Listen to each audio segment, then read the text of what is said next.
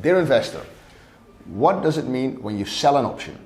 Selling an option gives you an obligation because you receive premium. When you sell something, you get money in return. Selling a call option means that you have to deliver your shares for a certain price. Selling a put option means that you have to buy shares for a certain price.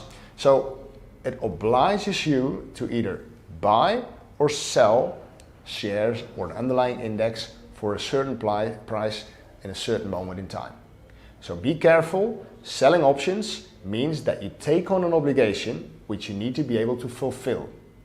If you have 1,000 euros on your account, don't sell more put options with an underlying value of 1,000 euros. If you have 100,000 euros, don't sell for more than 100,000 euros. So it's very important with selling put options to stick to your size. Also important when selling call options, never sell a call if you don't have the underlying shares. Because then you have to deliver something, for example, at 10 euros. In the market it's quoting at 12. You don't have it, you have to buy it at 12 and deliver it at 10, which of course implicates a loss.